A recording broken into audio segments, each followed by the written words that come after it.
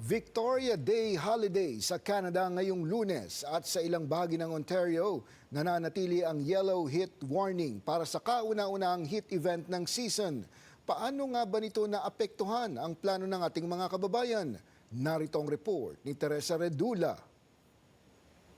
Of course, this is Canada. We are not expecting anything because one day it's winter, one day it's summer, one day it's fall, and every season in one day. Sa buwan ng Hunyo, opisyal na magsisimula ang summer. Pero ngayong Victoria Day holidays sa Ontario. Happy Victoria Day!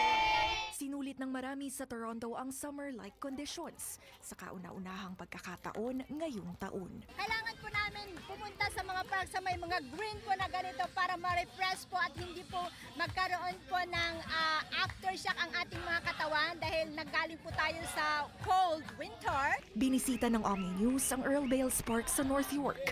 Marami masayang sinalubong ang mainit na panahon. Yeah, we don't have school. I'm just planning to play while waiting for the food. Nagse-celebrate po kami ng Victoria Day, joyful day for our family, blessed day for our family. We're having fun because the sun came out and then the weather is good so we can play around and just like those guys having fun playing volleyball. Dahil po mainit, kaya dinala ko po ang grupo po ng Alpine Omega Christian Ministries para po magdiriwang ng pampasalamat sa Panginoon at pagbigay niya ng Victoria Day. Pero ayon sa health officials, hindi raw lahat ay komportable sa biglaang pagtaas ng temperatura. These first heat warnings of the year can be particularly risky for people who are at increased risk for heat illness. So the elderly, people with underlying health conditions, young infants, and people who are homeless and don't have somewhere to go inside to cool off. Sinimulan na ng syudad ang heat relief strategy nito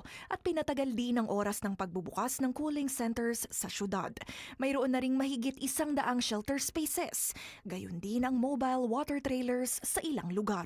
Inaasahang magpapatuloy ang init ng temperatura hanggang Martes. At paalala ng otoridad, siguruhing magbaon ng tubig kung lalabas bago lumamig ang panahon, Martes ng gabi. Yeah, you drink more water. I'm gonna try my best to stay in the shade. So you don't get sunburns and faint. Drink a lot of water and then if you are soaking under the sun, then be sure that you are ventilated and then you are refreshed. Paalala din ng mga opisyal, iwasan muna sa ngayon ang paglangoy sa malalalim na tubig, lalo't sa Hunyo pa magkakaroon ng lifeguards. Putting your feet in the water certainly fine.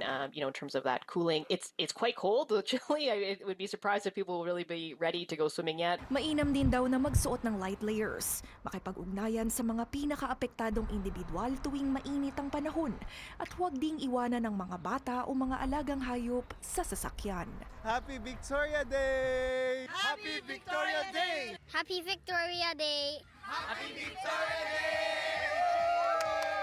Teresa Redula, Omni News, Toronto.